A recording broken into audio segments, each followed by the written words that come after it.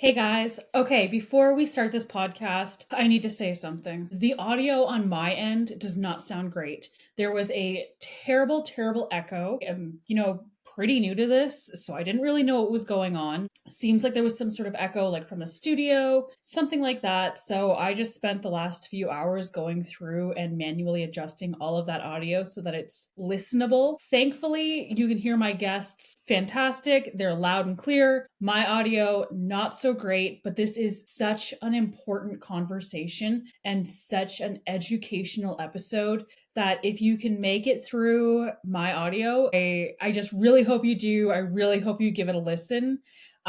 This episode in particular is very much worth the listen. And for anybody that makes it to the end, thank you so much. I feel horrible. I feel horrible for the listeners. I feel horrible for the guests because these guys are phenomenal. I am so, so lucky to have been able to get them on the podcast. And they gave us so much insight, so much education. But I'm going to stop rambling. Moral of the story, there was an echo. It makes my audio sound really messed up, but you'll get the gist. Their audio is great. They do the majority of the talking, and they're really the ones that you have to be listening to. So thank you, and enjoy the episode. Oh, we're the humble people, don't you understand?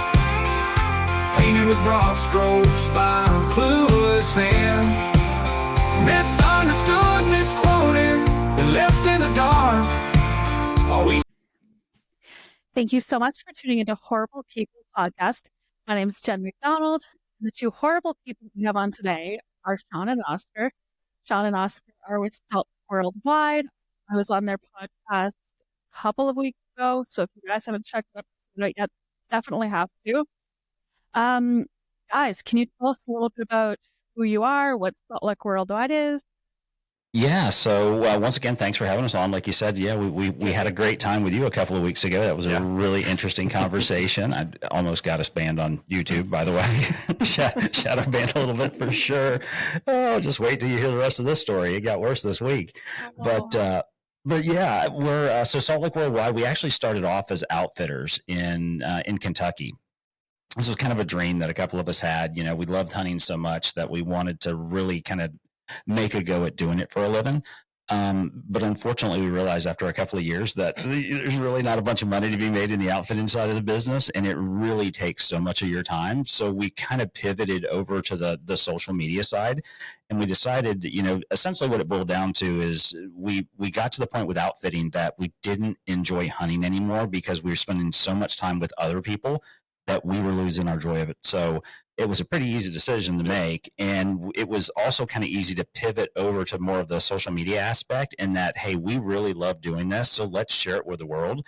Instead of selling hunts and taking people hunting, let's bring our experiences that we love to everybody else. And especially from us, we take a more international approach to it. So while occasionally you may see a deer hunt, a white-tailed deer hunt in some of our content, it's very few and far between. Most of the things you're going to see coming out of us are very exotic. And that's just kind of where our niche is hit. And frankly, we just love traveling and we love hunting around the world. And we love bringing stories about not only the hunting, but the culture and the conservation efforts that are going on worldwide to folks back home. I love that. Okay. Yeah, that's really good. So what made you guys decide to start the podcast? Just sort of more outreach or education? It's an easy platform to get people involved in the conversation.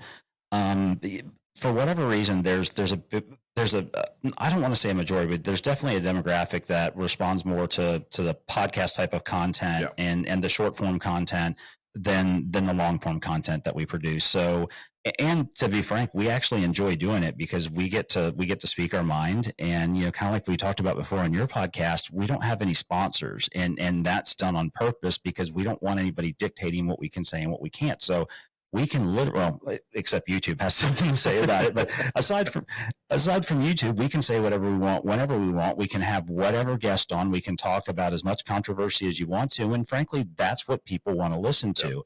The dialed down, and listen, hunting's a fantastic sport and we love it, even international hunting, but there's only so much, that feel good kind of content that you can produce before it's washed out and everybody's doing it and you've seen it before. So I want to get down into the nitty gritty of the stuff that's controversial and that'll come up and bite you in the ass. That's what I want to go after. Fair enough. And speaking of that, what happened with YouTube? Like, what was the deal with YouTube and my Yeah, so it started with your podcast that we did. So I got 4 infractions from the podcast. I've got 2 for election advertising. One was based out of the EU for whatever reason. I don't know. Is Canada part of the EU? I don't think they would be. They're not Europe, but I don't know. So there's some kind of right. And then I've got the same one for election advertising in the United States because we mentioned, and now I've been back and forth and I had to write out long forms and send it back in and actually request a manual review. And we mentioned Biden. It came up exactly one time and they flagged it because we mentioned Biden. I can't even find it in the video, like scrubbing back through where somebody said Biden or no, I don't either. So they hit us for that. And then also it was shocking content, which if you go through and look at what shocking content is, it certainly doesn't apply to a podcast, and I didn't even put any B-roll in the podcast. So it was crazy. And then they also cited talking firearms. That was the other one, talking about firearms. However, is in the description in YouTube, in the policy, if you read the policy, we didn't show a firearm. We talked about firearms in policy, but we never showed anything. So the algorithm, right? So it's this computer there that decides whether or not they're going to push out your content. So on your video alone, we got whacked 4 times. And I'm like, so I've spent the better part of 2 weeks going back and forth with Google and trying to get somebody, a real person, say, listen, guys, come on. When our videos, normally get, 20, 30,000 views within the first couple of weeks. And I think yours got like 68. It's because if you didn't physically click on the link that we posted on Facebook, you can't find it. Like if you search for it, you can't find the video. And then it happened a second time with our next guest, because we talked about, and that guest was Mike Murray. Yeah. And we talked about offshore fishing and NOAA and regulations, Florida Wildlife Conservation Commission regulations. And once again, we mentioned same kind of tags that we got on yours. It was so we had election advertising. And that was because we mentioned Trump when we were talking about that proposed legislation, Bill 55, to limit offshore fishing. And we talked about the fact that, Trump Jr. is so involved and such a conservationist that we think that's going to be really helpful from that perspective because a lot of that stupid legislation is probably going to get pushed out now. And that was the extent of it. And once again, it was shocking content and on and on and on. It was literally a podcast about shark depredation and red snapper regulations off the coast of Florida. So 2 in a row. And like, how is this possible, people? Like, that's crazy. And that's not even like some of our podcasts before, way worse than that. Like that, we were way dialed down. Correct. Yeah, I was going to say, like, the episode that I did with you guys wasn't crazy. I mean, we talked about Canadian politics a little bit, but nothing too controversial, I don't think. It's wild. No, and to me, it's educational content. I mean, we were trying to learn. We're coming at that. Your podcast we're coming at it from an American perspective where we don't understand your politics and your regulations. So we were trying to learn. So for us, it's an informative thing, and I know our listeners and our viewers, they'd be interested in that because they're probably just like we are. They don't know what's going on in Canada, our closest neighbor. Yeah. Yeah, exactly. So that was the gist of it. And I figured, man, this thing is going to do great because it was fun too. Like we had, it was a good time and there's a lot of stuff that came up and and the shorts did great too. Yeah. Like on Facebook and stuff like that. Some of them blew up and, it was really good. Like when you're talking about, what was Pierre? Pollyanna. Yeah. Now I love that guy, by the way. I've Googled all his stuff. The Apple. The best. Yeah, that I cut that into one of the shorts too. That was perfect. Yeah, that's amazing. I'm surprised you guys didn't get flagged for like any Canadian politics, Canadian election. It was all EU and American. That's weird. Yeah, it was, and that's what I expected. To have not necessarily a copyright strike, but something that would restrict it to a certain market, because that's what YouTube does. They'll say, okay, this is offensive in a certain market, so we're not going to push it out there. Well, unfortunately, like they literally, unless you have the direct link, you can't find that video right now. It's crazy. Yeah. It's just it, and we've never had it happen before. Now I've had some copyright strikes before for using licensed music, right, from like audio or one of the other sources that I have a subscription for, and they'll hit me with a copyright strike. Then I have to send them in the user license agreement, and then they'll take it off several weeks later, kind of thing. But I've never had a video just outright just shut down where nobody can find it. It's crazy. That's insane. We're becoming really YouTube. Yeah, is that what? Yeah, I think that's like listen, watch Joe Rogan or any of those guys, right? And you, comparatively speaking, we're dialed down. Like we're nothing compared to those guys. I guarantee you can find his video. Yeah. Oh, for sure. Absolutely. I mean, they get into conspiracy theories, they get into everything. That is so weird. Well, I'm going to share that link in the show notes here so people can click it and watch it and try and show YouTube that people actually want to watch it and it's not anything nefarious. Yeah, I mean, it was to me, it was such good content. Like we felt so good about it. Like when we were done, like, cause it was one of those things where we actually learned something too. I mean, you really helped educated us. Well, I had no idea that that kind of stuff was going on. So, when you and I kind of, connected and we set up the podcast, like I was super stoked about it. And Paul was too. And unfortunately I have to apologize for Paul. He really wanted to be here. I kind of dropped the ball and told him too late. And his kids are on spring break right now. So they're actually traveling with his kids. So, but Paul said hi, but he was looking forward to it. So he couldn't make it. Well, thanks anyways. Maybe next time we'll try and get him on. So speaking of educating, trophy hunting. We're here to talk about trophy hunting. I obviously know a lot of hunters, and so many of them say, I'm okay with hunting, but I'm not okay with hunting. I don't think they understand exactly what trophy hunting is. So can you guys kind of dive into a little bit as to what trophy hunting actually is? I think, like you said earlier, the name trophy hunting is almost misleading. It almost makes it seem like some sort of demonized sport that people are doing, where they're just, the head off the animal, leaving everything running. Yeah, and so I don't know where the term trophy hunting came from. I would say the vast majority of hunters are not trophy hunters in that sense. It's a huge misconception, I think, in the community, and frankly, to me, it's a lazy oversimplification of a term, right? And it's been twisted by the media and activists, and it paints this bloodlust and ego of these hunters. And for most of us anyway, it's not about pulling the trigger, right? There's a much deeper connection to the land, to the animal, to the culture, to the preparation. For us, it's the challenge going into the preparation, and that connection between land, human, animal bond. That makes that hunt. The problem is, it's shown trophy hunters have, for whatever reason, like I said, with this term, people just think that we're out there squeezing the trigger. We're going to kill an animal. We're going to go lop its head off. We're going to put it on the wall, and that's it. The meat goes to waste. Everything goes to waste. And that couldn't be further from the truth. Now, unfortunately, there are people that do that. There absolutely are. And it's a very, very small percentage of the hunting community that are that way. I would say that, high 90%, 95 to 98% of hunters aren't trophy hunters. They are in the sense that they enjoy it, and they're certainly looking for what they consider a trophy caliber type animal, which we'll get into that later. Why I think that term it can be expounded upon, because it's not exactly cut and dry when people talk about trophy, but like I said, for us, it's not we're not killing for fun, right? It's about ethical and sustainable hunting practices for us. And I think it's often overlooked. And like I said, the term in general just is horrible. I hate the term in general. Now, is there another term that people should be using, or for trophy hunting, like genuinely what called? Well, I literally just call it hunting. Like I tell people, I'm a hunter. That's it. And some people say I'm a big game hunter, or I'm a dangerous game hunter, or whatever. But I mean, hunters are hunters for the most part. And until you get into that, and I know that's coming up too. We'll probably talk about that too. When you get into poaching, obviously, then you've crossed the line at that point in time, and those are not hunters. That's something totally different.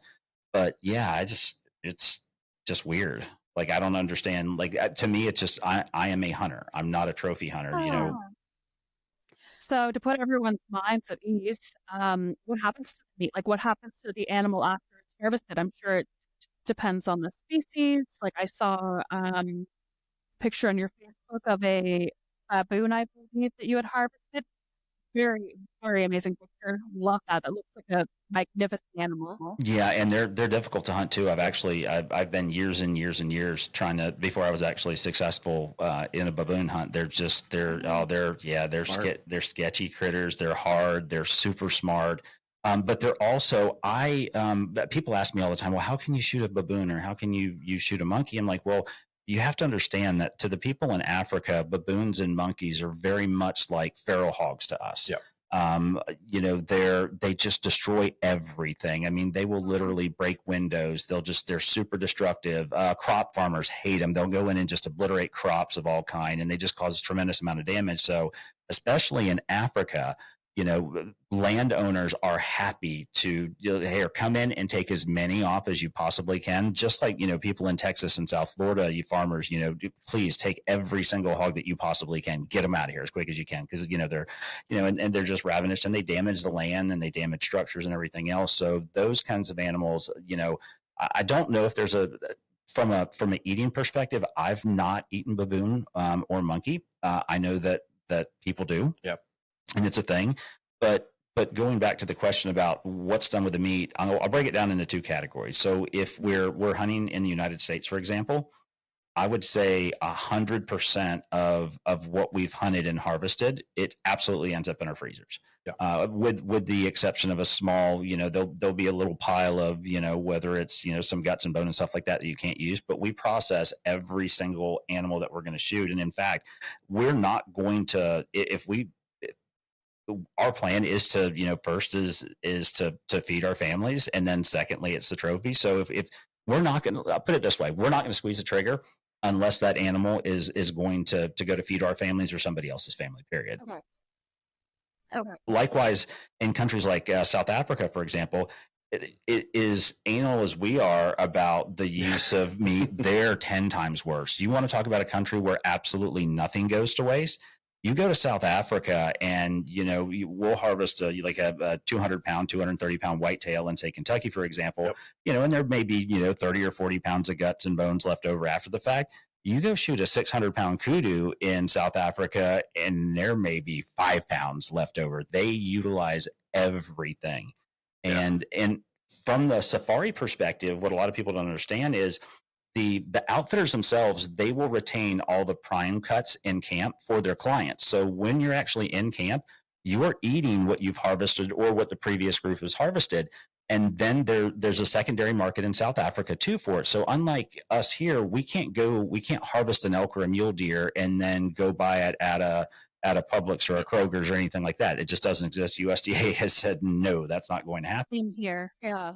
Right. But in South Africa, that's very much a thing. So the abattoir comes in, immediately following. And what it does too, it's really unique there because it keeps the prices low, because it's not just the hunter that's paying for the animal. There's a secondary value associated with the meat from that animal. And then a lot of and in fact, I'm going to go as far to say 99% of the outfitters, they all support at least a school or a village or an orphanage. So, we call it ground meat here. They call it mince meat there. So they mince a lot of meat, and it's really especially for a lot of these orphanages, that's like their number one source of protein that they're going to get. And it's coming from these outfitters. So these outfitters, and they don't get any, there's no pomp and circumstance around it. They just, when they have a bunch of it processed, they go and deliver it, and nobody's making Facebook posts about that, right? Doing that's just part of their everyday life. And it's not just them in that country. The local farmers do it too. These free range farmers that have to cull certain animals back because they're overgrazing their land. So they have to cull native wildlife. Well, the arbiter comes in, and a certain portion of that will go to the orphanages or the local villages. So it's very cyclical there. And it's really the idea of letting something, especially in countries like that, go to waste is unheard of. Like every bit of it gets used for sure. Yeah. And I think that's more people to know, because it's really the safari hunt where people say like, they're shooting them, leaving them to waste. Like it's going to feed communities, like feed people in need. Yeah, and like I said, I don't want to, I don't want to go out on a limb and say that every bit of it goes to the community, because that is not true. There is a secondary market for it, but that's what helps keep the outfitters' prices, reasonable, so people can go to hunt. but a lot of it does go to those outreach programs. Now, especially when you get north into more Central Africa, when you get to Botswana, you get to Mozambique, Namibia, Zimbabwe, places like that, like 100% of that goes to local communities because they, you harvest a big animal, the village itself is coming in and processing it. And then, they're, like I said, they'll take some prime cuts for camp, but there's no secondary meat market there because you're just so far away from everything. So literally the villages get like 99% of the time, they get 100% of the meat. Like nothing goes to waste there. So other than what you harvest, prime cuts, the outfitter, you're not really taking anything home, right? No, and that's the unfortunate part. We'd love to do that, but it's prohibited. So not only USDA says no, right? So that's a big thing for us. We can't bring anything in. But likewise, South Africa also won't allow the export of those meats, even to countries that are open to trade of that meat. South Africa. Yeah, so it has to stay in country, right? So it's one of those weird things, you can't bring it back. Now, unlike Canada, if I go harvest something in Canada, I can bring it back. Mm-hmm. And I think Mexico's the same way. If I go down and hunt a muley, I think I can bring the meat back there. I think so, yeah. Yeah, and I know we've brought, I think Guatemala, I think we bring fish back from Guatemala, and we're able to do it from the Bahamas. So there are countries that participate and allow, and that's okay to do. But for the most part, especially when you get to the African continent, it just doesn't happen anymore. You're not allowed to do it at all. But still doesn't go to waste. You just can't bring it home. And that's unfortunate because it's so good.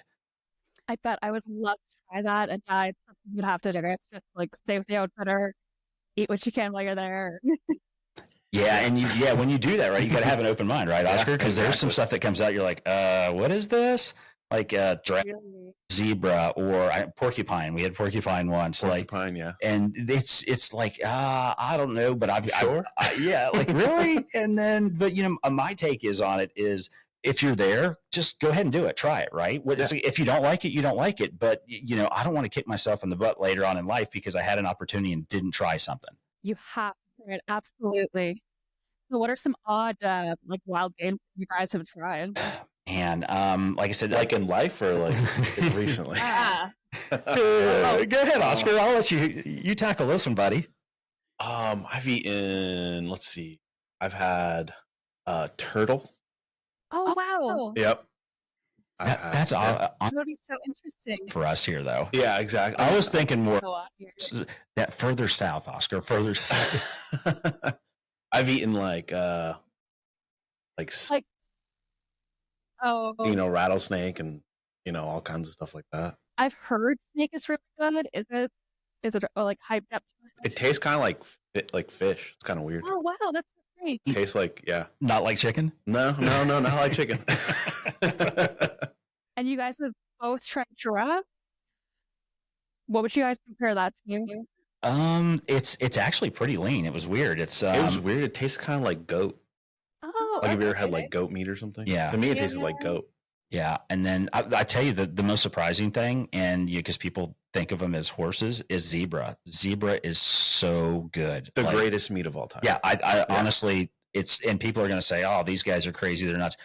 Go over there and try zebra, especially a fillet, and you'll throw that ribeye away and ask for zebra every time, kind of thing. If it was available, it's that good. Yeah, you can buy zebra in the States on there. I think it's for $200 a pound. That is insane. I mean, I get it. I'm sure it's hard to obtain, but now I've tried horse, and horse is amazing. Like, I'm a horse lover, but you know what? I ate it. Have you guys tried horse? Do you think zebra is comparable to horse? I've not tried horse. I've never tried horse. I know in France it's a big thing to eat horse. And I think everything. I might have had donkey once that accidentally. I've eaten like alpaca. That's wild. Frogs. Yeah. Well, I mean, here we do frogs, iguanas, gators. Yeah, I mean, because we live in South Florida and we're in a subtropic environment, we have access to all that kind of stuff. So, but I don't know. Zebra is probably out there for me. I'm a porcupine. I've had caracal, which is very much looks like a bobcat here in the States. I've eaten bobcat. Yep. See, I feel like this is a species that a lot of people take a picture of, and they're like, "There's no way people are eating those." So it's good to know that people are eating those, especially the communities. Yeah. Yeah, 100%. Pretty good. Yeah. You had mentioned earlier about farmers calling like overpopulated species. Do you think trophy hunting, or I guess profing or safari hunting, damages the species? Like, do you think it puts the species at risk for the population? Well, I'll give you two different examples. So I think South Africa is the perfect example of how the conservation model that they use works. So, if you look at 30 years ago, I think there was, and I'm going to get this number wrong, they were down to something like a couple of hundred black wildebeest. Yep. And now there's several million, and it's because of the hunting industry. And everything's on the rise. There are more rhino now, black rhino especially, than there have been in the past 300 years kind of thing. And it's because of these conservation programs, and it's because of hunters. And frankly, without hunters, the money that we spend, the farmers wouldn't have the money. There's a saying that they have in South Africa that Hannes likes to use, and it's called, he says, if it pays, it stays. So essentially, if that animal has an intrinsic value and it's worth something, then it's worth conserving and growing it. And there is a value to all of those animals there. And because of that, South Africa is a huge success story. Whereas however, and I know we're going to get to this later, some countries that have banned hunting, I can show you several examples of how that is detrimental to a species.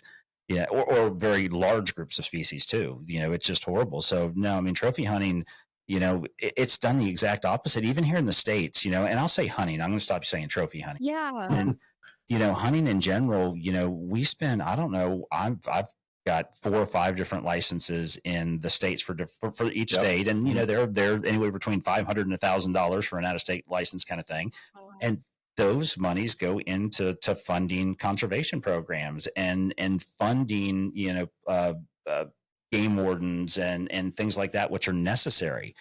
Likewise, in South Africa, those monies go back into conservation, and they can form anti-poaching units and stuff like that. So the money really generated from hunting really sticks with it.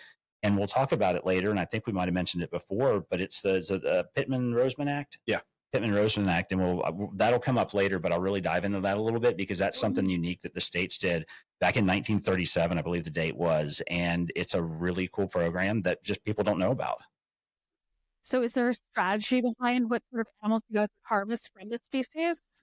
Yeah, for sure. And that's one of the problems I think people often misunderstand, is that they think we're after the biggest of the biggest male of that species. And that's not true. What we look for is, and while yes, there are some people that absolutely do that, they only want a 200-inch plus whitetail, even if he's only 3 years old. We don't hunt that way. I want to take the most mature animal out of the herd, an animal that's past his prime, that's genetics are already back into that ecosystem. He's already been there for several years, and it's time for those up and comers to get their chance. So I'm not looking for the biggest animal. I want the oldest, most mature animal to take out of the herd, or something that's injured also. Yeah. Something that's not going to make it. And that's what we look at. And then, even from people, they'll talk about, we'll go out specifically to hunt white-tailed deer and do some, we call it doe calling, but we have to do that to maintain the population. There's a certain number, like for example, on my farm in Kentucky, there's a certain number that I need to take off every year to keep that line in balance in order to have a good buck to doe ratio. And if you don't, it's going to blow up, and then all of a sudden you're not going to have any bucks because you've got so many does, and they're going to push they're very social creatures, but whitetail bucks don't want anything to do with a female unless it's rut. Right. So you very seldom, you see a lot of bachelor groups of bucks on a trail cam. Unless it's rut, you very seldomly see a buck with a doe. Yeah, that's fair. And I mean, the older animals, the injured animals, they're not reproducing the same. They're old. They're not going to die a beautiful death in the wild. Nice, quick harvest is the ideal way to go, I think. Yeah, because their choices are either starving to death or getting eaten alive.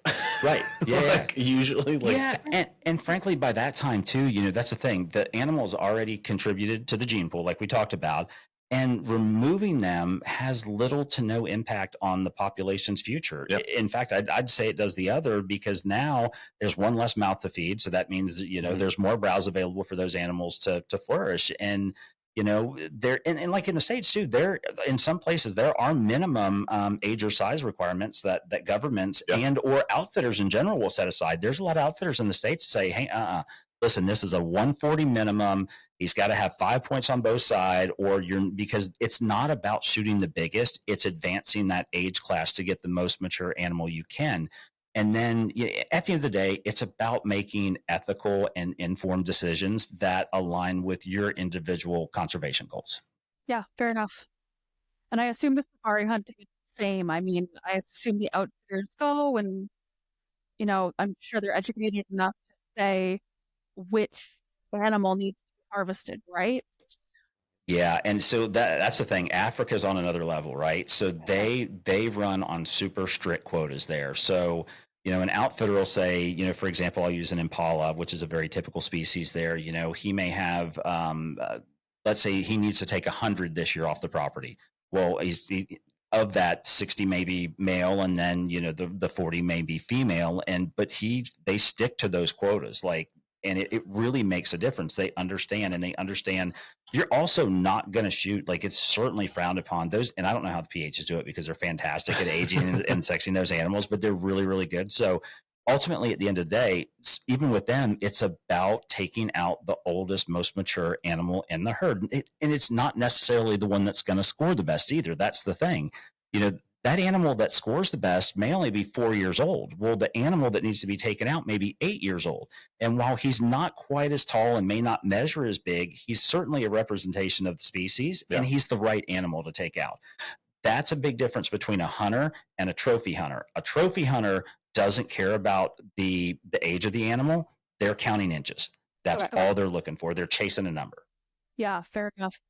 And I mean, even that, I'm assuming that animal still doesn't go to waste, that's feeding the community and the economy too. I'm sure this is a huge part of their economy. It is. I don't know what the percentage is, but it's a big portion of their GDP. Tourism in general. But I think so they call it it's not safari, but it's they group ecotourism and the hunting into the kind of the same group.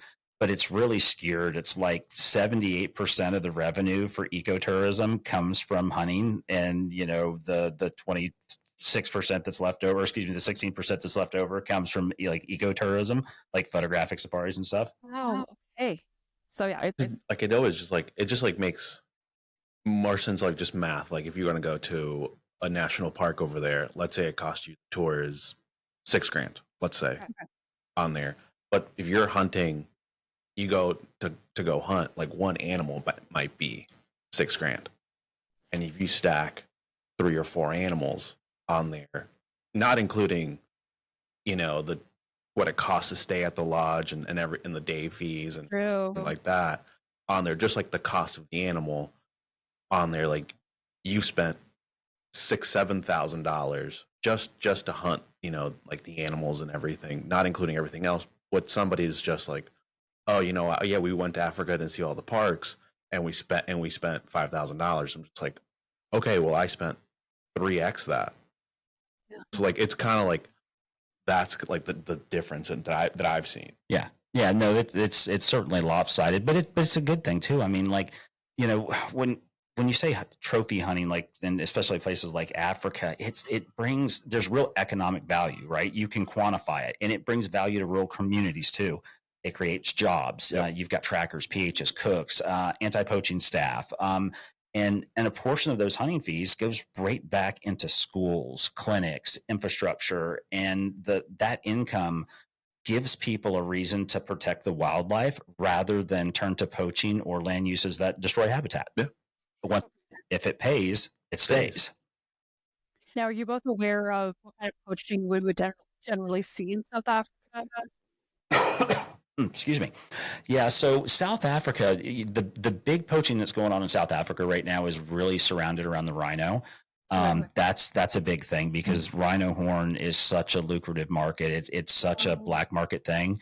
So there's a lot of money spent on anti-poaching in South Africa to protect rhino. Now, when you get into northern countries, it's not only rhino, but it's elephant, it's kudu, it's buffalo. There's also, there's wood poaching. So people will go in and cut trees down to use to build houses or firewood or to sell on the side of the road kind of thing. So it's not just about animals. They'll actually, go on the private land or land that they don't own. And, not only will they kill animals, but they'll also, rob it of its, anything it's got a value there too. Absolutely. No, that's good to know. I didn't even think about wood poaching. I mean, that's a huge part of the animal's habitat. Right. Yep.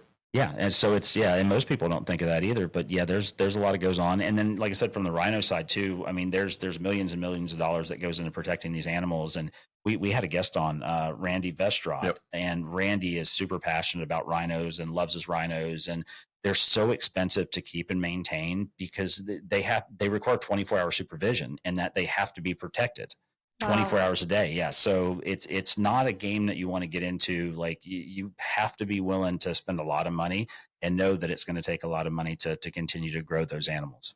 So I guess you can really, really see what hunters contribute to that. I mean, they need the money to fund that.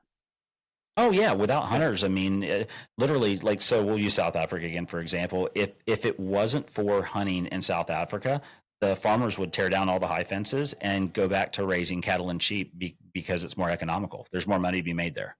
Fair enough. Okay. Yeah. The hunting kind of either balances that out, trumps it almost. Right. And to kind of key off of that a little bit too. So part of conservation is not only the animal, but it's also conserving the land. Yep. And that's something important. So yes, while you're conserving the animal, you're also conserving that land and that habitat that they live on and that they thrive on. And if it's not for those animals, then that land is subject to development. It could be turned into farmland or housing developments or something. So after a while, you've taken all their native habitat. So even if you do have a few here and there, you're not going to have the population numbers that you should because you've now taken all the land. And there's I think you and I talked about there's a proposition or something that was going through in your government too. It was 30 by 30. Yeah, 30 by 30 feet. Yeah, to set aside land that can't be developed. And while I don't like the idea of the way they're doing it and that, they want to make it totally off limits unless you're native, maybe is what you told us. I don't agree with that because I think there's a better use for it. I do appreciate the fact that they are setting land aside that can't be developed. I think that's a very good thing. 100%. I mean, 30 by 30 is a global initiative. I think it's a good thing if it's approached properly. I mean, hunting isn't something that should be restricted from this land, in my opinion, but we'll see. Hopefully we have a cheap government that'll have a different ideas how to approach 30 by 30. So what kind of misconceptions have you two heard about trophy hunting, which I hate calling it that now because it seems like it's just stigmatized term. Yeah, I mean, I hate the fact that all hunters, are lumped. Yeah, we're all lumped into that same group. I think that's if one thing pisses me off about it, that would be it. That it's lumping us into a category that we're not in. Oscar and I certainly aren't. Actually, none of us are. I don't know. There are some people that are out there just to kill the biggest of a species and will fly in just to do one, pull a trigger one time, and they don't care about what happens to the animal. But 99% of us aren't like that. We actually care. So to get lumped in, and it's like that, it's the one guy on social media, right? You can be doing everything right. And one asshole goes out there and shoots an animal and then he takes a stupid picture with it or, then all of a sudden, all of us get lumped into that category that we're just bloodthirsty trophy hunters and we don't give a shit. And it's horrible, but the people that are doing that right, we pay the price for the negligence of a small majority or minority at that point in time. And it seems to be like that with everything. I mean, people focus on the 1%. The evil 1% is what seems to just blow up media. And it's just so easy for them to take that one bad video, that one bad picture, that one bad example, and blanket that across everyone. Yeah, well, and Jenny brought that up to me. I don't know if she shared the reel, but there was a pretty large female, I'll call her influencer, that got in deep trouble. She's a waterfowl hunter. They were shooting waterfowl and picking. I think they were duck hunting, and she took a video. The duck wasn't actually dead when she picked it up; it was still alive, and she decided to film it flopping around in the boat and she put her hand, like next to it. And while its feet were flapping, so like it's clapping her hand like that. I'm like, that's the most disrespectful freaking thing. My head. And then you post that on social media. It's bad enough. The ethical thing to do is to dispatch that animal right that second as soon as you figured out it was still alive. Okay, so it's suffering. But then to go make a video about that stuff and then have it on social media, like you painted a giant bullseye on yourself. Like and she's done forever now. There's no coming back from that. She is absolutely going to be labeled for the rest of her life for one stupid decision. And that's the part that hunters need to understand. Like it doesn't just make them look bad. Now everybody's waterfowl hunters, you guys are all that way, or you're doing the same thing she's doing, and you don't care about the animal, and you're just like and that's what, the leftists, right? The tree huggers, the greenies, they're always going to come back to that and point to that. Well, she just did it and she's got, 10 million followers on Instagram so all of y'all are doing it. No, we're not doing it. But frankly, we found out about it because there was a group that actually called her out on it. A group of waterfowl hunters that said, hey, listen, this is horrible for the sport and the industry. And they called her out on it. And there's been lawsuits threatening stuff after it. But, it's crazy. You can, do everything right your entire life and you make one bad mistake, but it affects everything. That is extremely damaging to the industry and the hunting community because, like you said, people are going to see that and they're going to think all act that way, it couldn't be farther from the truth. I mean, we all want a quick kill, painless, we respect the animal. Yeah, and listen, hunting's not always pretty, right? We all strive to make that ethical first shot, one kill, animals goes down right then and there. The reality is that doesn't always happen that way, right? But you don't have to showcase it on social media and make a mockery out of it though, right? The ethical thing to do is, when I'm hunting with people and I encourage them, if the animal doesn't go down immediately, rack another round and send it, especially if it's a first shot hit, and get it down on the ground quickly and ethically. But, when you can obviously, like going back to the duck thing, it's still alive. They put it in the boat. They know it's still alive. And then they took the time. Yeah. It's like, what person in the world, if I come, we go to recover a white-tailed deer or something, and it's happened before where the deer is still alive when we walk up on it, give me 30 seconds and it will not be. I am putting that animal out of its misery. I hate to see an animal suffer. And it makes me feel horrible inside. When you're able to harvest an animal and it goes down instantly and it expires instantly, I don't want to say it's a good feeling, but it's almost like a relief, right? Because, it went fast, and then be thankful for the animal too, show it some respect, so I think if more people did that or showed that, and that's the thing, most people don't show that to other people. So they're only seeing the bad stuff on social media, not the good stuff that hunters do and hunters contribute to the industry. Yeah. And it's unfortunate that it's the bad stuff that blows up, the bad stuff that gets pushed out there. And I know this is so laughable to people that are anti-hunting or don't understand hunting, but hunters do really respect and love the animals that they're hunting.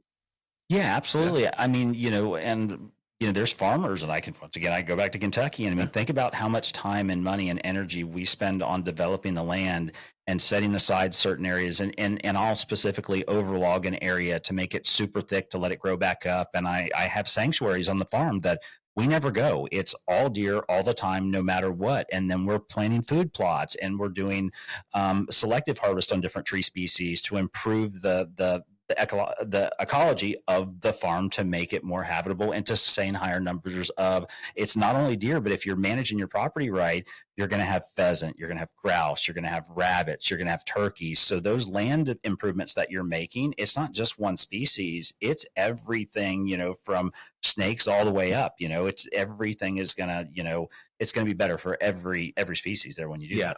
I think it's the one thing that people don't understand is how can you care. And sure, like I love seeing deer. Like I love seeing them. Yeah. How can you truly care and love this animal and then still want to shoot one on there kind of thing? And I'm always like, I'm just like, you don't understand me as a hunter. I know that deer better than you do on there. Like I can tell you exactly where he's at. I can tell you how old he is. I can tell you on there exactly what he needs and all this stuff. Like I care about that. And if there was like a limited amount, like I know how many to take, how many not to take, and that kind of stuff. And I people never kind of like understand that kind of like aspect of it, of just like, You know, like, do you think that I want to be out here like planting food plots and, Yeah. Getting eaten like my dog. you know, potentially get something in November? Well, and that's the thing, you know, we're doing this year round, right? Yep. So it's 12 months of the year. We're focusing on, you know, the habitat and keeping, and listen, if it's a hard winter, we feed all the way through the winter too, to make sure those animals will make it through the winter. Or if it's a harsh spring, same thing, you know. So for us, and it's a thing, we're raising entire populations of not only deer, but all these other species of animal, and they're all thriving, and we're taking a select few here and there. Yeah. You know, the vast majority stay there. And I think, and unfortunately, you know, in the old days, the problem is we've interfered. So we've interrupted the normal migratory patterns of these animals. They don't migrate like they used to. And because we've interfered, it's our job to conserve the animals now. And there's no better person to do that than a hunter, period. We're to me, the best conservationists out there. And I don't mean to throw shade at like biologists and people like that, because they do have a purpose too, but there's nobody that conserves and loves the land and the animal more than the hunter does. Now, trophy hunter, he doesn't give a shit about it, right? He's out there for one purpose and one purpose only. Hunters like us, they care and we care. And, you know, if we can get that story out there, you know, and tell more people and show more people that, hey, and you're a hunter, you've done it, right? So you whitetail hunt and you love to turkey hunt, right?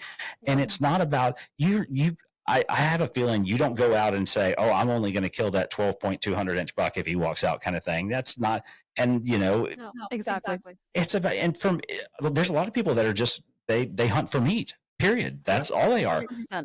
Yeah, there's a lot of people that would rather just go ahead and shoot a couple does a year to put in the freezer to feed their family, and they don't care about horns. You know, with turkey, people chase beard length, but others just enjoy the thrill of it, and love the taste of turkey. So we want to go out and shoot a couple turkey a year. Oh, I saw a giant.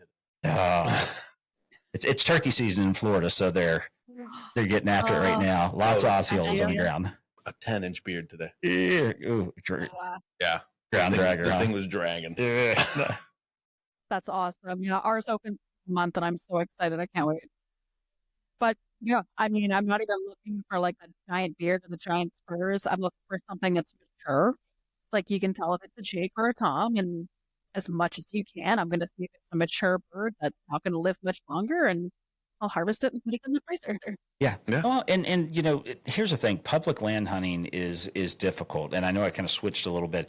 Oscar touched on this, like on our farms, right? We're running.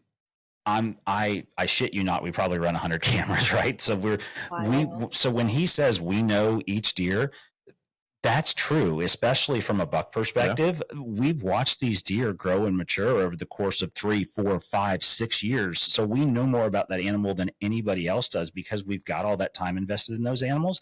And listen, at the end of the day, you're growing this animal in hopes that he gets mature, that he, you know, becomes a shooter quality type animal. But 9 times out of 10, they don't. They never get to be that trophy size, and then we shoot them as mature animals, you know. So it's 1 out of 100 that actually turn out to be those superstars, like, you know, Poseidon and some of those other deer. You know, so, and it's hard to pass deer, right? So as a landowner, you want to go out there and you've put all this time and money in, like like there's a 2-year-old that's giant. I'd love to shoot that thing. Like, but he's 2. He's not, you know, he's contributing to the herd. Yeah. Give him time. And that's the thing. Yeah.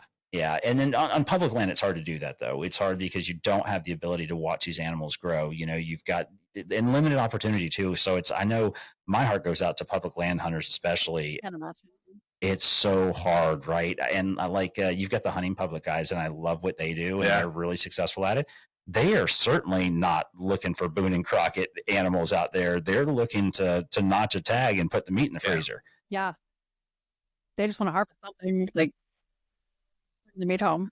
And I'm sure you guys watching these deer, you're recognizing, like, you can also recognize their faces, you can recognize their antlers, their patterns, like, you know which deer is which deer.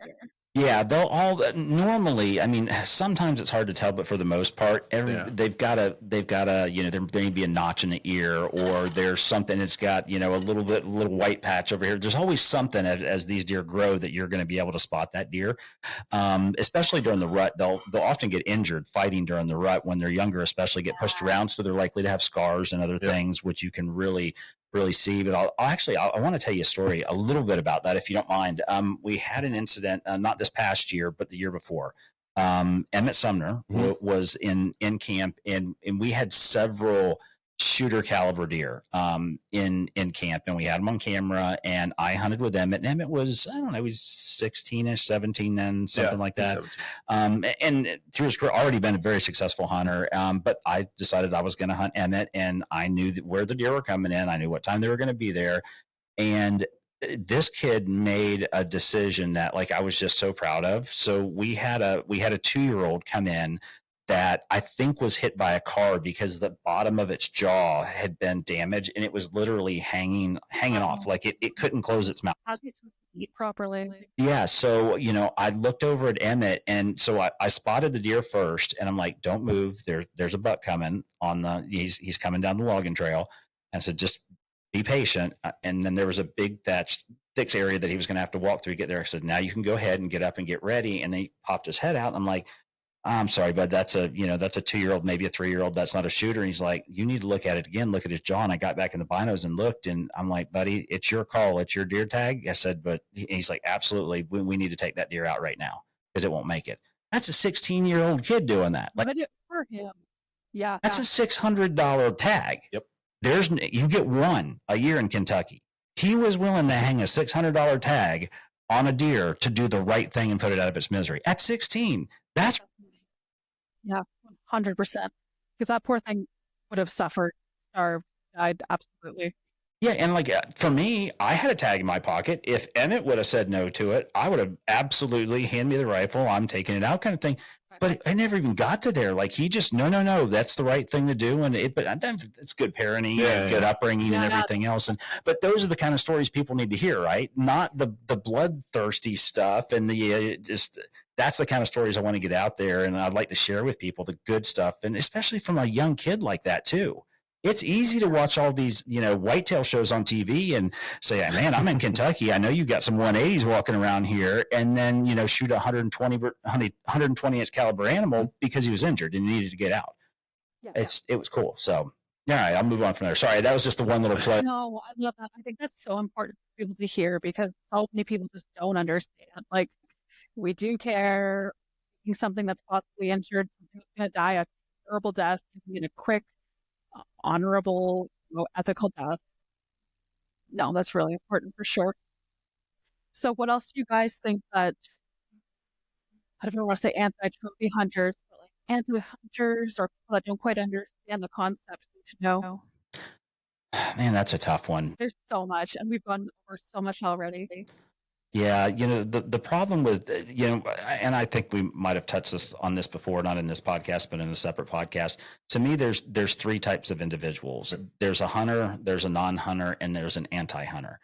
The difference between a hunter and a non-hunter is that I think at some point in a non-hunter's life, they either weren't given the decision, or it wasn't made available to them, or for whatever reason chose not to become a hunter. And that's fine. I have no problem with it. They don't dislike hunters, or they're not antis by any stretch. They made a decision or something happened that they don't want to participate in the sport, but they have no problem with other people hunting. Now the anti-hunter, that's something totally different. And I can't rack my brain around it. I just don't understand what fuels those people, even when there's so much science, and good science too, that shows, what hunting and what ethical and what it brings to the species alone. It helps species thrive. We're the best managers, right, of these species. And we know this now because, like I said, once again, we've interfered. So it's our job to do this.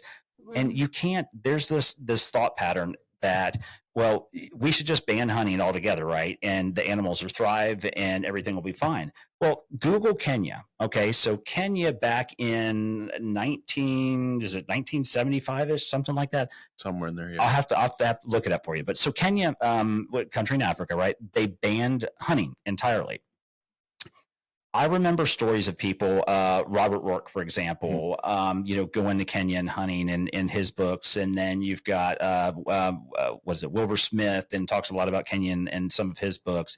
And, Green Hills of Africa too, you've got people like that. So, and talking about these massive migrations of animals and everything that happened. And so Kenya banned hunting entirely. They've got like an eighth of the population of animals that they did when they banned hunting. So they were worried that there wasn't going to be enough animals. They banned hunting, and now there's even less because now poaching is rampant. The farmers don't care, so they're shooting the animals because they're getting into their crops. These urban centers have expanded. So it's a horrible idea. And it doesn't even make sense on paper. So I don't understand. And there's several, Kenya is one example, but there's several countries that have done that. And it always goes to pot. Yep. It's horrible. And it's, you've already messed with it. It's your responsibility to maintain it. So that's just somebody saying, okay, we screwed with it long enough. Now we're just going to wash our hands of it and let the animals fend for themselves. Well, guess what? Can't do it. In a few more years, there won't be anything left in Kenya. Yep. It's going to be done. And people. Yeah. There's no going back. And I mean, like you guys mentioned earlier, it also keeps these habitats open because otherwise they'd be taken over by farmers or commercial and residential construction, building, people moving into those areas. Hunters are fighting to keep those habitats.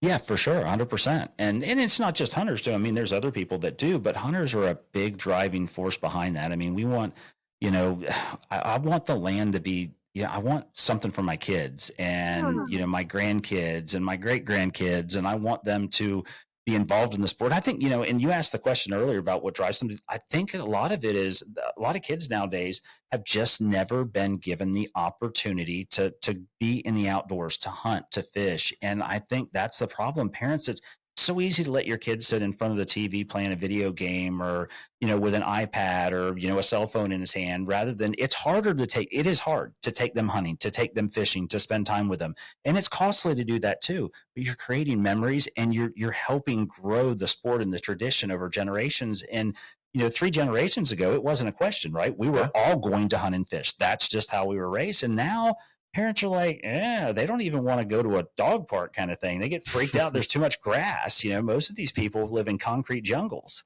Yeah, 100%. And it's so much better for the kids to get out there. They gain a respect for the animal, a better understanding, self-sufficiency. I mean, there's just so many benefits built into that. Now, I feel like earlier you had mentioned, I don't know I wish I had wrote it down. It was a law or a regulation, perhaps? Yeah, so it's the U.S. It was 1937. It's the Pittman-Robertson Act, and what it did was it put an excise tax on firearms, ammunition, and archery gear. So to date, and I think it was the last year, so this number is going to vary a little bit. That tax has generated over $16 billion, all of which goes to state wildlife agencies. Yep. That money funds habitat restoration, public land access, wildlife research, hunter education, game and non-game species recovery programs. And, without hunters, that program wouldn't exist, right? It's our dollars, based on an excise tax from 1937 that's still funding all this stuff. It's crazy. Like somebody had the foresight back in 1937 to say, hey, we need to do this because eventually this is going to become an issue. And they did, and it generates billions. And we've grown up with it. All of us have. Mm-hmm. You don't even notice it when you buy a rifle or you buy ammunition. You don't even realize it's there in the States. We go buy a bow or arrows or whatever, and it's already included in there. So you're used to it. And it's just crazy. I mean, and it works too. And that's a wild amount of money to be going in. I mean, if they got rid of that, I'm sure there would be detrimental effects to that. I mean, that's just a lot of funding. Yeah, and like I said, I like the idea of conserving these big national parks and areas that will always remain that way. The however is, I don't think you can't. I don't want people to be limited from going and enjoying those places, though, right? So if you're setting those places aside, make it open to the public, let everybody enjoy it kind of thing. And that's the thing. So for me, it's about, when we do those things and we have conservation easements and we turn it over to the governments and the government's creating, new national parks and stuff like that, is so long as it stays open to the public and it's accessible, I have no problem with it whatsoever. But there are sometimes, I think I'll use South Florida Water Management, for example.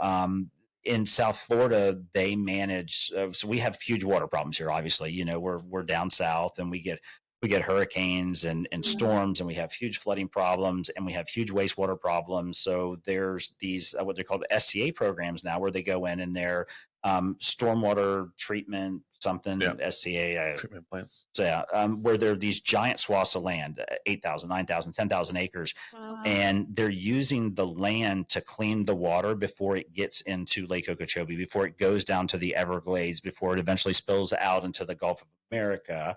And I had to. I couldn't help it. I love it.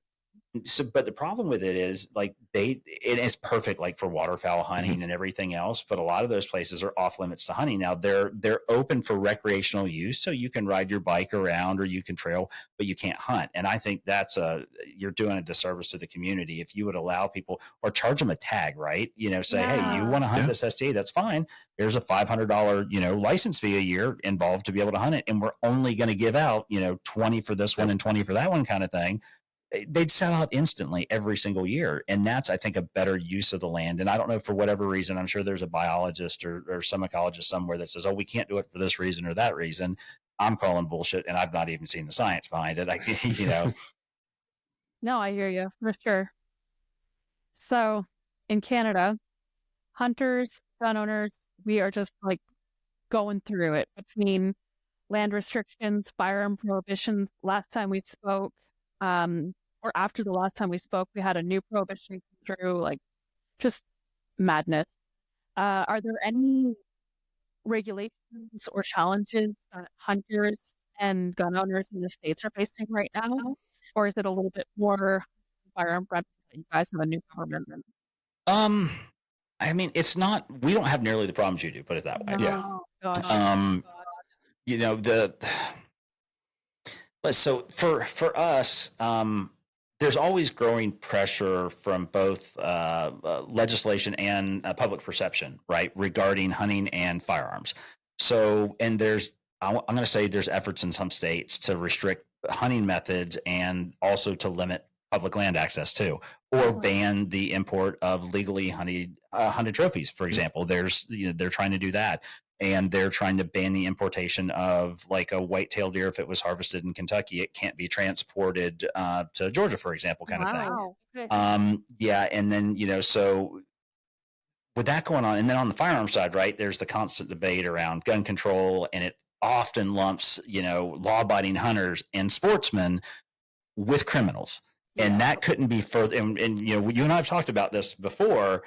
Most of us follow the law. We store firearms responsibly and use them for hunting and sporting purposes, not violence. And I want to make that clear, folks. We are not the ones committing these crimes. Law-abiding, gun-owning hunters and huntswomen do not do this, right? And that's the problem.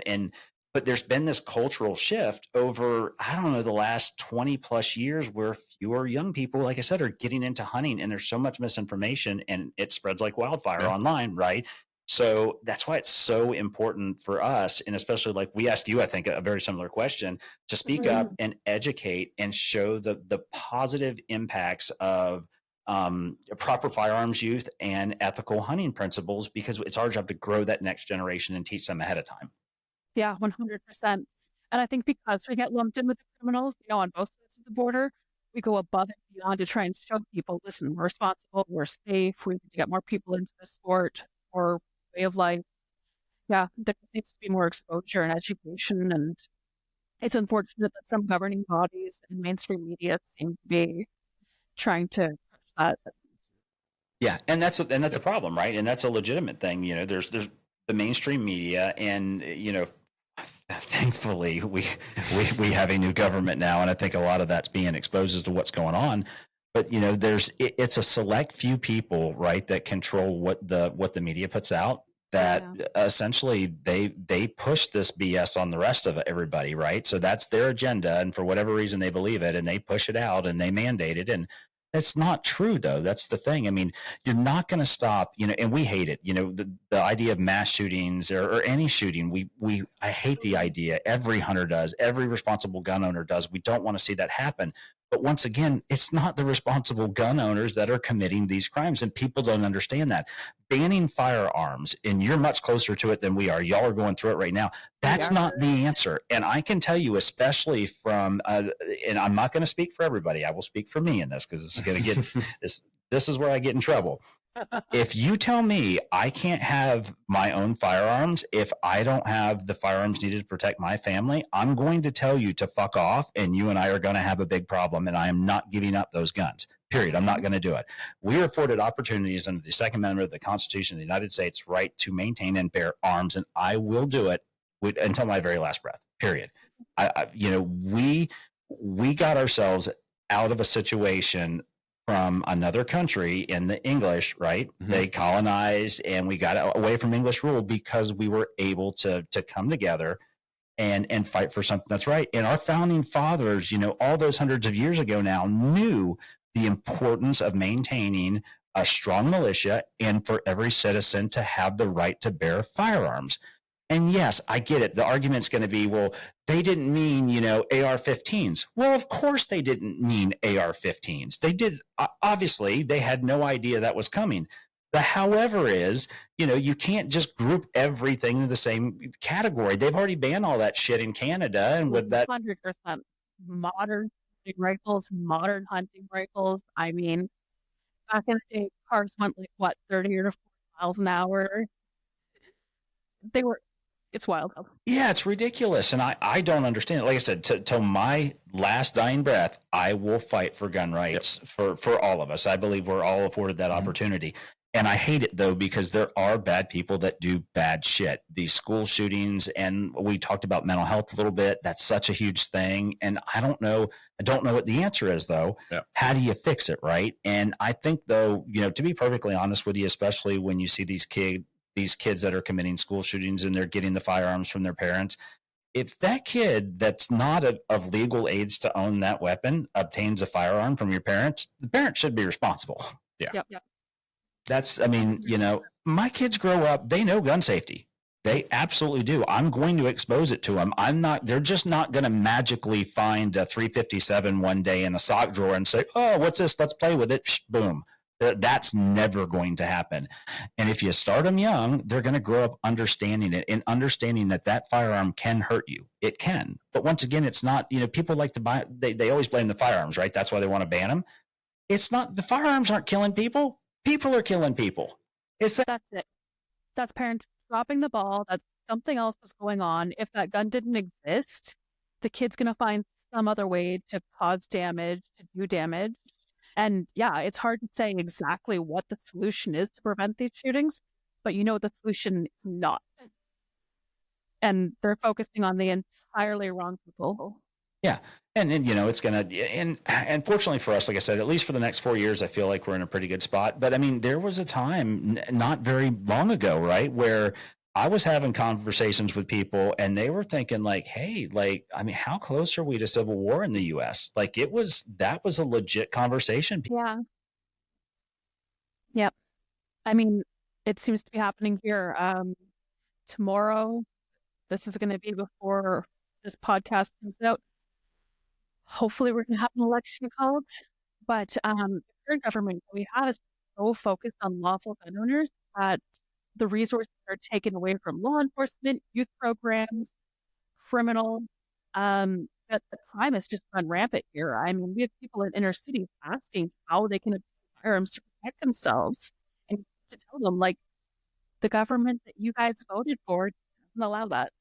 Your bullshit buyback program too. That's now, they put X number of dollars in there and that's already spent. So where the hell are they coming up with the money to fund that stupid shit? I know. Sorry. I didn't know if we were allowed to cuss on your podcast or not. You can beep it out. No. Yeah. It's just, like I said, it's ridiculous. So I don't know what the answer is, but once again, we know banning firearms is not the solution to it. No. I mean, criminal all for gun restrictions. However, and do it via training. I mean, I get maybe that's the thing. As kids, we grew up. I did hunter safety education in school. It was part of curriculum growing up in the southeast portion of the United States. So we actually did it in school. And maybe that's an option. Hey, let's bring this back and let's give these kids an option if they want to participate in this and acclimate them to this kind of thing. Yeah, I do think that is another very component that we've completely lost. I mean, that used to be in Canada. It doesn't anymore. I think they need to for sure. Yeah, and I mean, not anymore, but I mean, they were school districts banning the Pledge of Allegiance and banning praying in class and banning this and that. I'm like, are you guys banning books that have been longstanding? Just stupid stuff. I'm like, come on, guys. Like, that's not the problem. That book doesn't harm anybody. It's almost like it's intended to enrage and divide people. Well, that's exactly what it is. And then, fortunately, I don't think we're going to have to deal with it for a while. There's always going to be that element there. In another 4 years for us, it's going to be different. Hopefully your election goes the way you guys want it to. I haven't seen any. I wasn't happy when I saw the polling numbers, though, because it's so scary right now. Yeah, it's looking good. It's not looking as promising as it was a couple of months ago.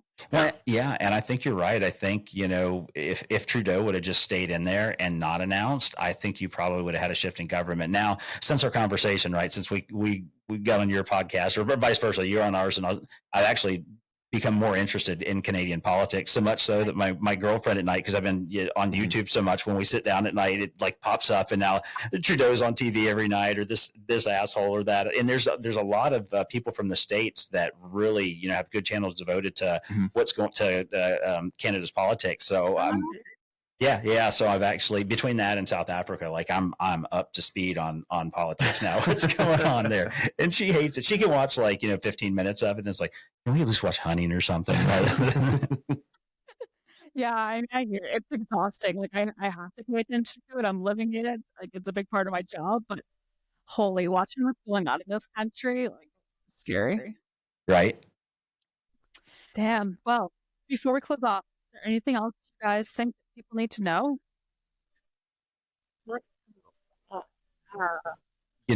My biggest thing is, like I said, there's a huge misconception, and it's the term trophy hunter, and that's the problem. We all get looped into that, or grouped into that same category. I mean, what do you think? I mean, specifically the trophy hunter aspect of it. Yeah, I'm always like, there's always bad actors. Like it's never like no one ever sees me wake up at 3:30 in the morning to go freeze my ass off in a tree, right. for 7 hours, right? Exactly. On there, like you don't see that, like you see the guy that on there that shot the elephant, and stuff like that from the back of a truck or something. Well, and we're going to get comments. They're going to be like, look at these two assholes in South Florida, right? Look at these two giant deer, these trophies behind them. And you know what, guys, these are replicas. These deer are still alive, by the way. Yeah. So, I didn't know that. Months ago. Yeah, these deer are still alive. They're just replicas. Yes. Wow. Okay. And while, yes, I do have shoulder mounts and I've got wall pedestal mounts of trophies, I absolutely do. But don't point the finger and say, oh, look, no, these are representations of an animal that is still alive to this day that you can walk out there and see. That's impressive. Yeah, which makes it even more cool, I think. That deer is still living and bigger, too. These deer are actually much bigger now than they were on these ones. Those are, that's amazing. Yeah, they're toads. But yeah, I don't know. But what do you? No.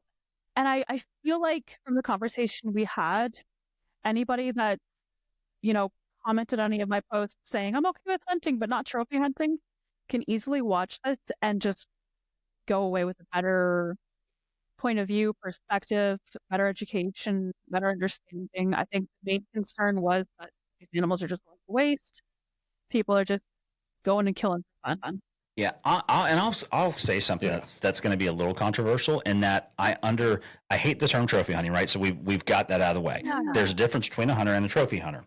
I will say this, and it's going to piss some people off. A trophy hunter still has value, though.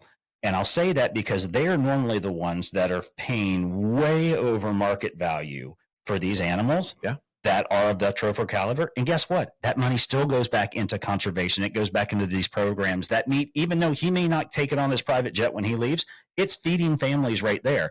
So yes, while I don't agree with it because it's being done for the wrong reasons, or at least inherently for me, they're the wrong reasons. I still, I have to be in support of that guy that's doing that, because I'm not going to be able to sit here and say, I support all legal types of hunting and by any means that are legal, and then trash this guy for doing it. I can't. I'm either going to support hunting or I'm not going to. So unfortunately, there's, like I said, it's a very small group of people that do it, but they do contribute. And I think but it paints the rest of us with a bad image is the problem. Yeah, 100%. And I feel like the main concern was people just seeing people that are legit trophy hunters taking these pictures and just imagining that these animals are, rotting away wherever they lay. Yeah, and that's I don't think people kind of understand like the value of like you said, of trophy hunters. Like I think they just like that. Is it Arizona desert bighorn tag? What, for 2 million or something stupid, 1.3 million. Yeah, something like that. So big box. Expensive ever sold, and it's because somebody somewhere, some farmer has figured out where this is going to be new world record sheep lives. 200-inch sheep. Yeah, something crazy, and somebody was willing to pay for it, and they bought it at the Rocky Mountain Elk Foundation? No, it was the Sheep Foundation. Yeah, Sheep Foundation. Yeah, but it was like 1.3 million or something they spent on a single tag just to be able to go. There's no guarantee with that. That just allows you to go hunt this animal kind of thing. Right. So, yeah, I mean, and look how much money that organization raised. Yeah. So, exactly. So if that guy, okay, let's say he does go out there, right, and he shoots that animal, and they pack out the hide, the cape, what we call it a cape, and the skull and the horns, and leaves the rest of it there. Well, you know what?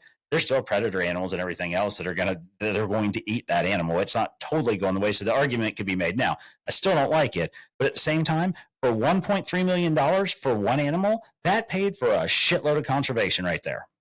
How many animals did he just protect by that check he just cut, regardless of a trigger squeeze? He did that without even squeezing the trigger on just a chance to hunt an animal. Yeah. So like it or not, there's value there. And like I said, unfortunately, if you're going to defend hunting, you're going to have to defend all legal types of hunting. And, those people are out there. And like I say, they contribute. Now, go back again. I don't like it. I don't think you like it. We're not that guy. Yeah. But it's hard to argue with. I've never spent 1 point anything million in my career, on hunting, much less on the opportunity to possibly hunt an animal. Yeah, exactly. I just think it's a very easy thing to paint people as like trophy hunters. Kind of like that's just like a thing that you like call somebody like, oh, that guy's a trophy hunter. Like as like a negative kind of way to show people that like, oh, that guy's just a trophy hunter. Yeah, it has a negative connotation to it and everything. But like that's the thing. Like all trophy hunters are hunters, and then all hunters are also trophy hunters. Yeah, on there because like.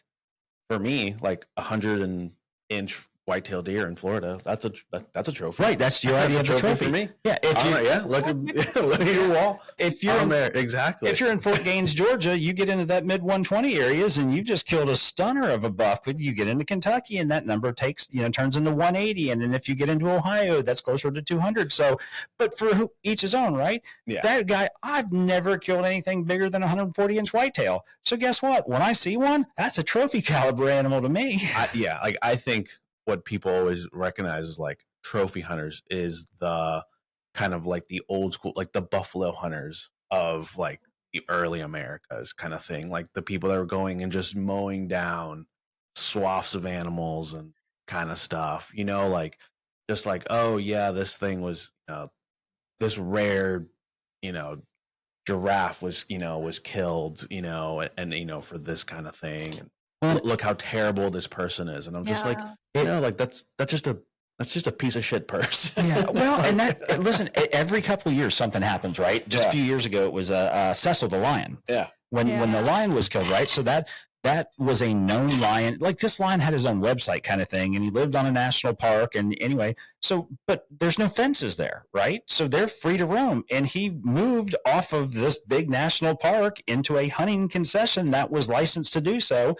The hunter that shot him was a doctor that had a hunting license, and they had no idea. A lion is a lion, a lion. They don't know shit about some Cecil the lion that's got his website.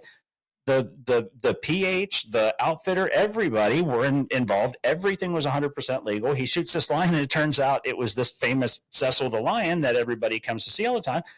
This guy got he was ruined. It was so forever. I think he was a dentist or something, but he was gone. They ruined him, and it almost ruined the entire safari industry because of one incident like that. And the guy didn't do anything wrong. That lion was hunted legally. Yeah. That's not a caged animal. You didn't walk in there. So that guy, I don't remember what his name is though. He probably changed it by now, but that poor bastard got hung out to dry. Yeah, I don't remember. But stories like that are the ones that blow up. It's not going to be the story of the 16-year-old out hunting the deer with broken jaw. No one's going to hear about that. People are always going to hear about things that can be turned into a negative. Yeah, it's like the duck thing, the chick with the duck thing. And when we get off, I'll have Jenny will send that to me, and I'll send it over to you. Because somebody reposted, so all the original links have been taken down now, but somebody screenshot or actually screen recorded it, and then we can get it. But I'll show it to you, and it'll just piss you off by looking at it and think, what the hell are people doing? So it's Cecil one year, it's this duck chick the next year. It's always something. They're going to find that one thing to blow up and hang their hat on, and unfortunately, but yeah. That's all you're going to hear about. Yeah, I'm always it's never trophy hunters or hunters. I'm just that's just a piece of shit person on there. The duck thing, anytime you kind of see any kind of taking bad shots and that kind of stuff, I'm just that's just a person that has no respect for them. Yep, they exist in every industry. They exist in every activity that you're going to see. There's piece of shit teachers. It's everything. Yeah, 100%. Yep. I don't know. Hunters just get the short end of the stick there. Well, and if we'd stop fucking fighting amongst ourselves too, help. That's the problem. I don't know if you guys have that problem in Canada, but we have that problem here. Yeah, public versus private, certain species versus species, gun owners. There's sporting rights guys. Hunters, it's private versus public. It's all that. Who gives a shit? Does it matter? It's the crossbow guys versus the traditional guys, and it doesn't matter. We're all hunters. We're all contributing to the sport by whatever legal means necessary. I don't give a shit, and I wasn't that way. That's the problem. 20 years ago, I was that guy that was trashing people because I thought they weren't. They had an unfair advantage because they were using a crossbow and I had to use a bow. Well, no, it is what it is. That's life. They're hunting. They're contributing to the sport. That's what it is. Stop fighting. Stop shaming people on social media. Stop, somebody shoots a great buck. Oh, what high fence place did you get him off of? On and on. Just people just out there to be assholes rather than, listen, if you don't have anything nice to say, don't say anything. You don't have to comment, right? You don't have to. You don't have to be that guy, And when somebody does something, congratulate him. If you can't congratulate him for whatever moral high ground you're standing on, then don't say shit. How about that? That's it. When the rest of the world is coming at us, put your blinders on. If you don't agree 100%, tough fucking shit, you're not going to. And it's but then I do draw the line. I can't go to bat for this chick with the duck thing. There's no way. No, there's no coming to her rescue. There's no white knight that's going to, swoop in on a horse at the end of the day and save her ass. She's screwed. You for that kind of stuff. Yeah, and if we could stop infighting, I think that would go a long way to help this. If we had a united front, it would it's so much easier to fight misrepresentation, to fight the media, everything. If we're united and think about how many millions of hunters there are in the U.S. alone. Yeah. The whitetail, I don't know. There was some stat that came out. I don't know how many million, whitetail is the most hunted species in the world by far. Mm-hmm. And it's, American hunters by far, the vast majority of those hunters. We're several million hunters that just hunt whitetail alone. And there's probably, millions that hunt waterfowl, and there's some that cross over and do all kind of stuff. If all these people come together, that's a bunch of damn people and a lot of damn money and a bunch of mouths that can go and influence the right kind of people to make legislation and put legislation in place that protects us. Yep, 100%. It's the same on the gun side here. People just need to come together, differences aside, and focus on what really matters. But before we close out, I'm going to put all of the links as to where to find you guys down below. But where can people find you guys? You guys are everywhere. Yeah, YouTube, Instagram, Facebook, what's TikTok. We're so this weekend we're starting the uploads for Spotify for the podcast and for Apple Music. And then the TV show is going to come out shortly. So yeah, we're kind of everywhere right now. If you Google Saltlick, you can find us pretty easy. The online store is getting ready to go live. So yeah, we've got lots going on right now. And listen, for everybody watching, we're super thankful for you guys tuning in and watching Jenn. And Jenn, thank you a bunch for inviting us on your show. It was, we had a great conversation the first time around. So we knew before that podcast got over, like, hey, we definitely got to talk to Jenn again. She's right up our alley. No, and I love talking to people, not just about South Africa, but like you're literally our closest neighbor, and I didn't know shit about what you guys were going through. And I mean, it's so cool to see your side of it and see your perspective, and vice versa. So yeah, 100%. I got a lot of conversation, and I'm sure everyone listening did too. So I really, really appreciate you guys. Thank you so much. Yeah, well, thanks for having us on. And like I said, if you ever need anything, just or you got an idea for something, let us know. We're always you got some controversial shit, you throw it my way. I'm happy to swing away. I'd love it. Absolutely. All right. Well, good luck in the election tonight. We need it. Thank you guys. Good luck with turkey season. Yep. Good luck, Canada. Yeah. And good luck with turkey season. Just good luck, Canada in general. Yeah. Good luck, Canada. Thanks, guys. Thanks. See ya.